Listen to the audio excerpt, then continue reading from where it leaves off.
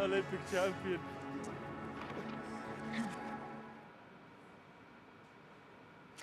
Day 15 of the Winter Olympics here in Beijing. My name's Anastasia Bucsis. Thank you so much for joining me on RBC Spotlight. It was a massive day for Team Canada yesterday. Bronze for Gushu for the boys from Newfoundland. Amazing, amazing game there in curling. Rachel Carker and Cassie Sharp finished bronze and silver respectively in ski halfpipe. Could never do that sport. And Laurent Dubray, RBC Olympian Laurent Dubray, has an Olympic silver medal around his neck. He, of course, finished fourth in the 500 meter. He was 3/100ths off the podium. He said, I'm going to allow myself to feel disappointed for 24 hours, and then I'm going to find a solution for the 1,000 meter. And he found it. Olympic silver medalist Laurent Dubray. Also, some big news, personal news. My partner, Mr. Steve Armitage, announced his retirement this morning. What a career. I'm so lucky to have him joining me alongside an old teammate and dear friend, Christina Groves, in just a few moments' time. But let's run a little tribute by Mr. Tim Thompson, another colleague that I have just so much respect for, on the life and times of Mr. Steve Armitage. Good afternoon, everyone. I'm Steve Armitage. I'm going to have a very busy countdown. Welcome to the Sunday edition of Canada Games 89. A game that we'll be watching very, very closely because it should be a good one. The competition was expected to be a little stiffer, and this it was. The Cubans have 11 fighters going for gold in 12 weight categories. Si, senor. Kathy, where does the 1,500 meter fit? You've got to be pleased to be in that group. While walking through the Athletes Village here at the Lethbridge Community College, I came across a charming bunch of girls from Newfoundland. And we'll let Heather Young act as their spokesman. Heather, where are you all from? St. John's.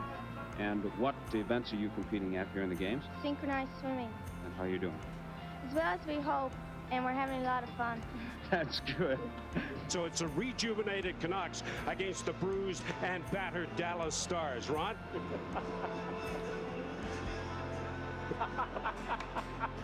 I am here with Mr. Steve Armitage. Steve, you've been doing this for 30 years, play-by-play. You still get excited? Well, I could get excited watching two slugs crawl up the wall, but you give me a pair on the ice, a Canadian record or perhaps a world record at the World Cup in Calgary, and yes, I do get excited. Yes! Outrun approaching the line, goal! She's coming around the final turn and heading for home. Listen to this crowd here at the Oval. Trying to beat 39-29. Can she do it?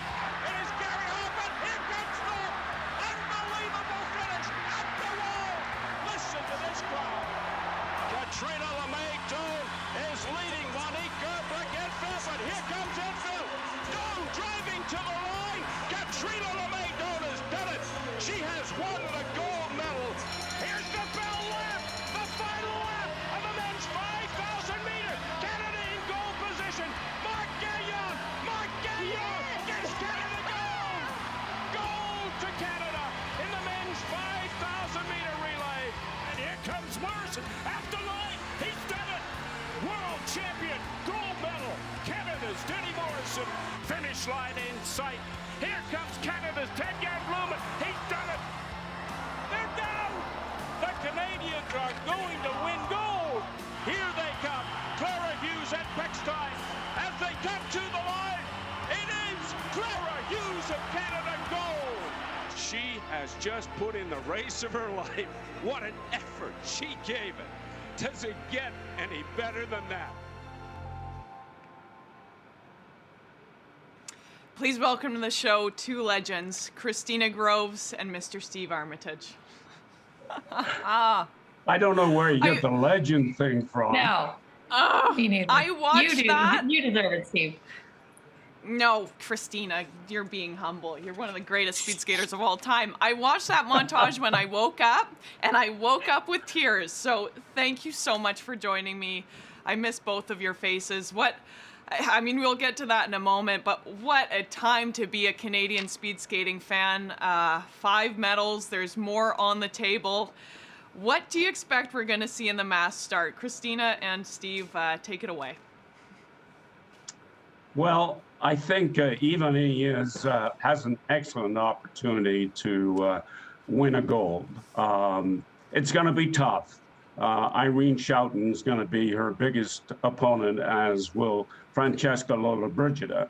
So I think it will be between those, among those three.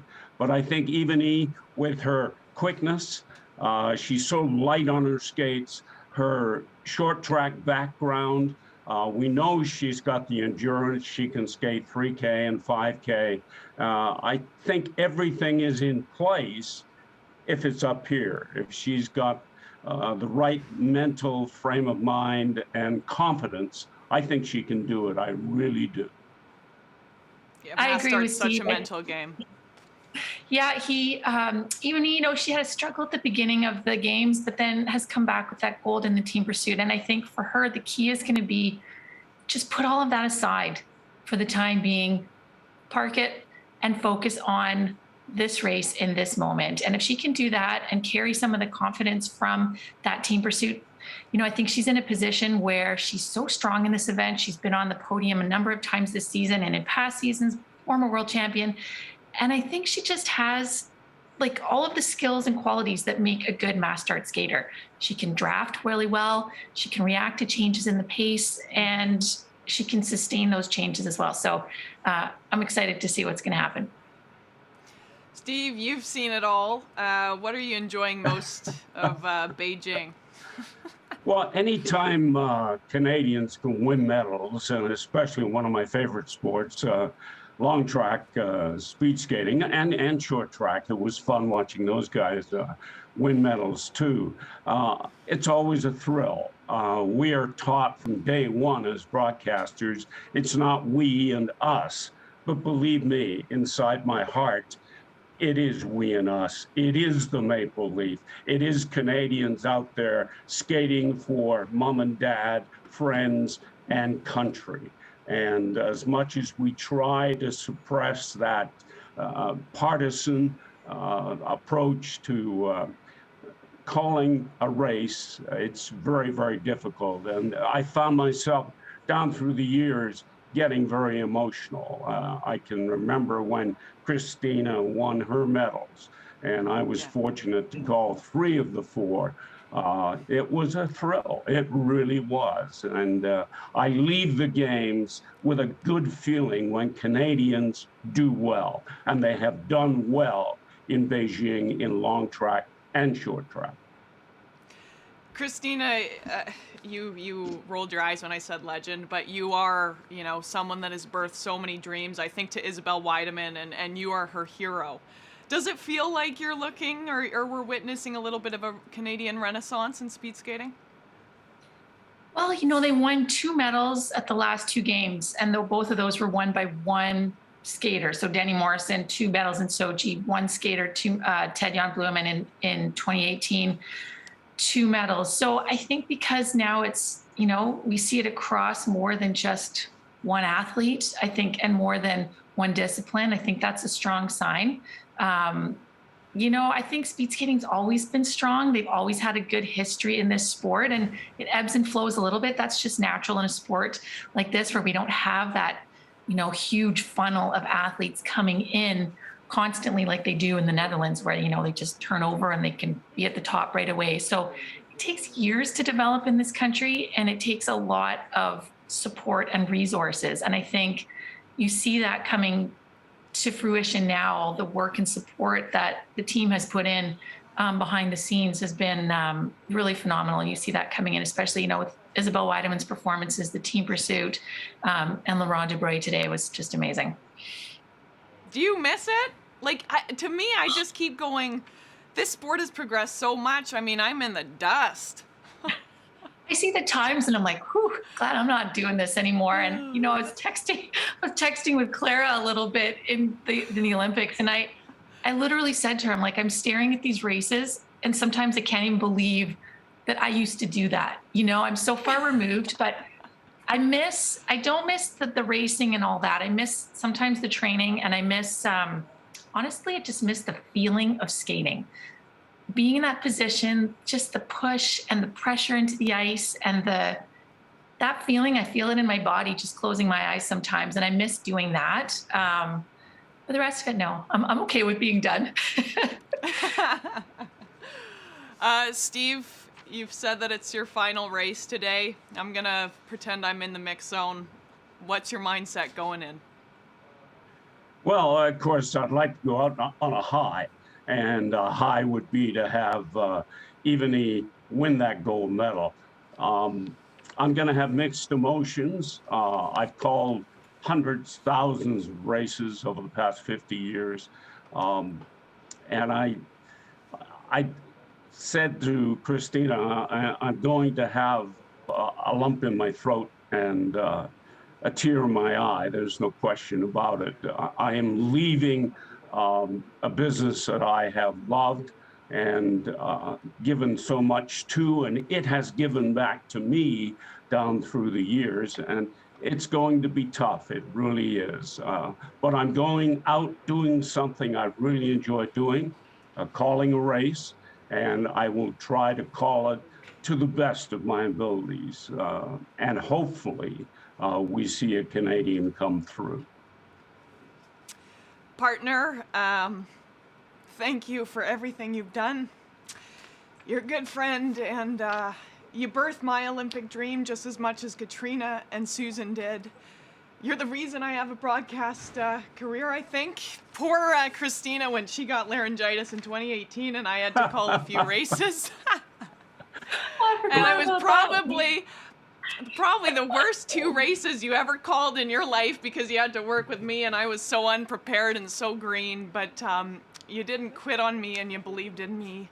And speed skating has been the gift that's kept giving in my life, and it's given me your friendship, and I just hope you know how much we appreciate you. Thank you very, very much. And I thank all the speed skaters that I managed to get to know down through the years and whose races I called. And I've said it many times, I just hitched my wagon to your star and I enjoyed the ride. Thank you. Thanks, Christina. Thanks, Steve. I'll see you in the Oval in a few hours' time. Absolutely. It's a joy to work with you, Steve. Oh, Lord. 2 legends on Spotlight, 18 Olympics, and he's a very good man. Whew. Keith, how are we going to get through this one? You're doing it. I'm doing it. Mr. Steve Armitage. We also connected with RBC training ground athlete and Olympic bronze medalist Miha Fontaine. He's, of course, an aerialist medalist. And the future is very bright in that sport in Canada right now. Let's just catch up on his story up until this point and hear what he had to say after winning a medal. As a kid, Miha Fontaine had no shortage of cool dad stories. Wow, there it is. That is a world record, folks. My dad was a freestyle skier. He has been to multiple Olympic games. He was world champion. So when I came in this world, he stopped the competition, he started coaching, and then I was following him to the ramp and I was skiing with him. The Quebec athlete tried moguls, but eventually chose to take his father's trajectory. I knew I was going to do aerials because I was always visualizing my jump. I was always thinking about jumping, and my focus was on the aerial side because in the mogul I was doing it, but I was doing it for the 2 jumps. Fontaine had an aerials expert on call, but he went looking for an extra push, and that's when he found RBC Training Ground. The RBC Training Ground program was really important because it gave me the opportunity to go to more training camps, to have better training, and then to also, the equipment is very expensive, so it helped me with everything pretty much in freestyle skiing. Fontaine of Canada. Got some big shoes to live up to here with his dad. And now, another Fontaine is taking to the sky with big Olympic dreams. Representing Canada is a big opportunity because Canada is known to have some good aerial skier, like my dad. I'm really proud of being a part of that group.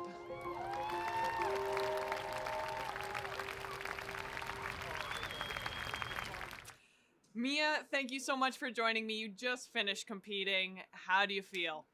Yeah, I feel amazing. You know, like even at the competition, I wasn't stressed. I was just having fun, like enjoying the moment, enjoying my first Olympics. And right after my jump, I was super happy. Like I've done everything I could, like in my power. Like sometimes you can't control the other competitor, but I could control myself, and that's what I did. But like the pressure's off now. I'm just enjoying the rest of the Olympics, waiting for the closing ceremony, and I'm super happy. Can you show us the medal quickly?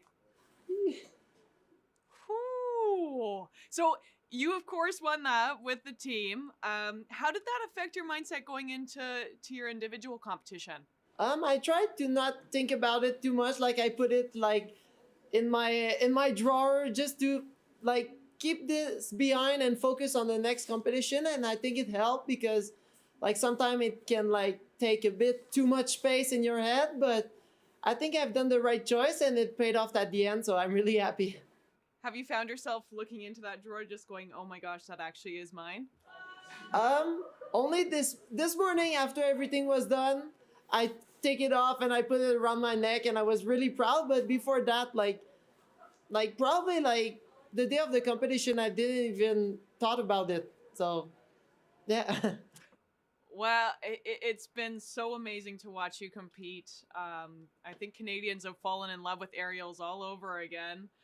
How special is it as an individual athlete to win as a team? For sure. I don't know because I never won as an individual, but like being part of the team was pretty amazing because it's not only a medal for me, but it's mostly a medal for Canada. And that's what I'm really proud of. And it shows that we're like a great team. And yeah, we just have a lot more to come. Well, your dad, of course, is a Hall of Fame skier, Olympian. So you know a lot about the history of aerials, but what gives you optimism for the future of your sport? Yeah, the future is like just to keep having fun because I think that's what sport is all about. If you're not having fun, I don't know how you can perform because like I was there on top smiling and enjoying the moment and it pays off. So I don't know why I would change like that formula for the next Olympics and next World Cup, World Championship. So yeah, the key is fun. Absolutely. Your first Olympic experience, of course. What's the most significant lesson you're taking out of Beijing? It's to go there, like, for sure it was easier being like one of the youngest to go there without a lot of pressure. But I think if you put too much pressure on yourself, that's when it's going to go like sideways. Like the #1 in the world, like Maxim Burov, the Russian, like I probably had a bit too much pressure to win that medal, and we didn't have the pressure like me and Emil. So I think that's why we performed that well. You've had an amazing journey. You're going to have an amazing career years ahead of you. But who would you like to thank today? Probably my dad, because like that medal, it's for the team. But like my dad made a big part of it because like he's the one that built the program to raise me and like my friends that were up here now. And like without him, there would probably be no more aerial skiing in Canada. So like all the thing he's done was, I think it's unbelievable, and I'm really happy that he's done it for like not only me but everybody. Well, thank you for inspiring Canadians, and congratulations. I think it's time for you to celebrate. You're done competing, so enjoy Beijing. Yeah, thank you so much. Thank you, Miha. The Italian stallion been dominating all day.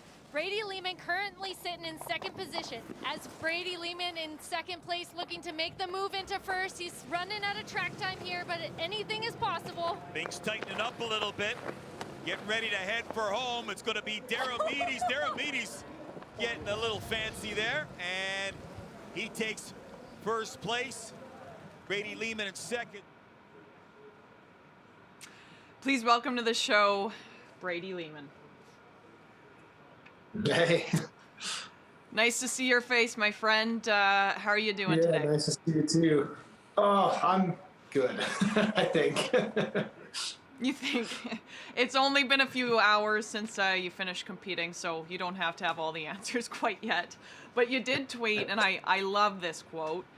Standing in that start gate means more to me than whatever results await at the finish. What does that mean today, Brady? Yeah, it still rings true even now that the results are done and everything's kind of all wrapped up. It was a really bumpy road to get back to this Olympics for me. And there was a lot of times where I was pretty sure I wasn't going to get a chance to defend my medal. And I really wanted to look at this as just an opportunity and kind of a bonus lap and another shot to do something amazing, and that's compete at the Olympic Games. And I just wanted to go out and ski my best. And unfortunately, it didn't mean taking home a medal, but I am still really proud of the way I skied out there yesterday. You have had just such a formidable Olympic career, ups and downs, injuries. Where does that resilience come from? I don't know. I think it's just kind of the stubbornness that's ingrained in me and trying to be my best. Never given up, and it's been a big fight, and I've always really tried to enjoy the moments. And when I can kind of bring all that together on the Olympic stage, it's made for some pretty resilient skiing. What does Beijing feel like right now to you? Yeah, it's still, I mean, it's awesome. The atmosphere here has been great. And that was one thing I wasn't really sure what we were going to get coming into this Olympics with all the questions around COVID and what kind of restrictions we're going to be dealing with. But it's been awesome to be part of Team Canada. The vibe here in Zhangjiakou Village has been amazing. We've done so well up at Secret Garden as a team, and I'm just really stoked to be a part of it. So, you know, it feels like an awesome Team Canada environment right now. The ski cross team is young, it's hungry. You were, of course, the top Canadian in 6. What gives you optimism for the future, though, for your team? Yeah, our guys, I mean, we had Jared and Reese, first-time Olympians, and it was really cool to experience that with them. We've kind of fielded veteran teams every other Olympics that I've been to, so cool to see the guys here for their first time, and they're really talented and hardworking young guys. So, I mean, I know that they're going to get another shot, and hopefully they'll bring some of the experience that they learned here. Just how much of a magnifying glass is on your performance at the Olympics, and so many things can go right and wrong in ski cross especially. And we only get one shot. You get one shot at it in really limited training. So it's pretty tough, but those guys, they're really strong skiers, and they're going to keep skiing really fast for a lot of years. Vancouver, Sochi, Pyeongchang, Beijing. You're ready for a nap, my friend. You've done it all. Yeah, time. Again, it sometimes sounds like a cliche when I say you've had such an amazing career, but you really have, and everyone on Team Canada just gravitates to you, so easily. Who are some of the people that you would like to thank that have made this all possible? Oh man, mom and dad for sure. All my family back home. They started me on the path for ski racing. Kept me in the fastest skis and all the best stuff, and made sure that I never had to worry about, not being able to pay team fees or whatever it was. And they really supported my decision to switch to ski cross, especially, which was a huge one at the time. Turning down NCAA scholarships, Division I schools to keep ski racing alpine. And I said, no, I think I want to try ski cross. I think I can go to the Olympics and be graded. And they absolutely supported me in that. So it's pretty crazy. Would have loved to have had them here, but this is kind of the world we live in at this point in time. So I'm really happy that they got to be at my other games, and I know they were home cheering hard and watching. What's next? Gaze into your crystal ball. What do you see in your future? Oh man, I don't know. Well, I mean, what's next is like on Monday, I have to go to Russia for a World Cup. So we're right back into the fire. It's hard to look much past that. Yeah, it's a tough one. I don't know if this feels like my last games or not. I love ski racing, and I know I can still be fast.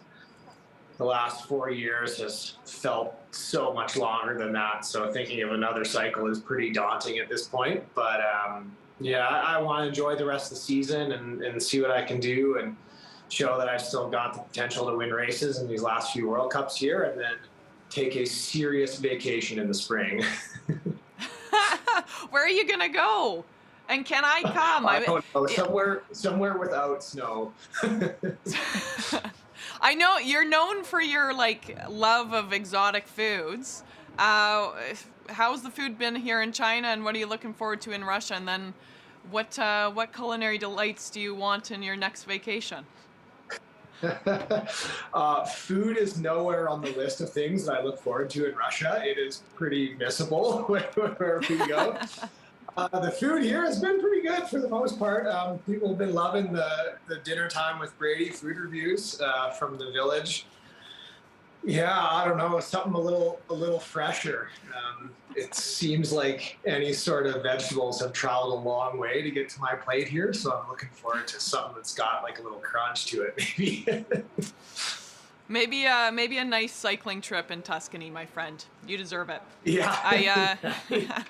Sounds good. I appreciate you. I appreciate you being on Spotlight, and congratulations. Yeah, as you said, still Olympic champion. You're Olympic champion forever. So thank you, Brady, for joining me. Canadians have been very proud of you. Thanks, Stage. Great to see you.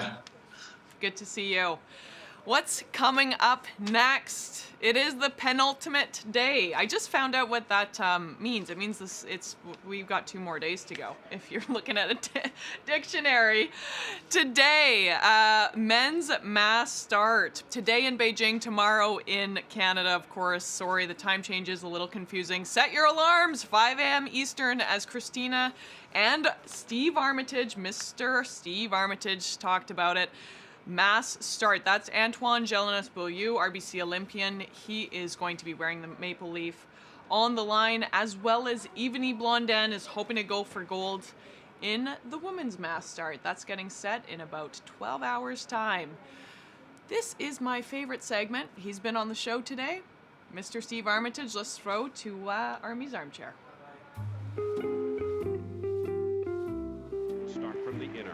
Katrina Lemaydon on the outer. It's a good, clean start for the 2 Canadians. Susan Ott has a tremendous opener. The goal of any broadcaster in TV sports is to call a gold medal at the Olympics. I had called hundreds of races at the World Cup and World Championship level, but I had never called an Olympic gold. Well, Susan Ott and Katrina Lemaydon were paired in the final of the women's 500 in Nagano in 1998. Lemaydon is on the inner, Ock is on the outer. Don't make her move on the turn. They drive to the line. The time for gold. It's gold. Sure enough, Katrina wins the gold, Susan gets the silver, and I get to call my first gold medal at the Olympics. Move ahead 4 years. Salt Lake City. Katrina Lemaydon is the heavy favorite to repeat as the Olympic champion in the 500. That means I get to call my back-to-back gold medals. Katrina Lemaydon has done it. Sure enough, Katrina, under tremendous pressure, wins her second gold. 4 years later, Katrina is with me in the booth in Turin, Italy, at the Olympic Games. And guess who wins 5 Olympic medals? Cindy Klassen. Cindy Klassen of Winnipeg. I didn't think that would ever be matched. But the one thing I've learned in sport is never say never.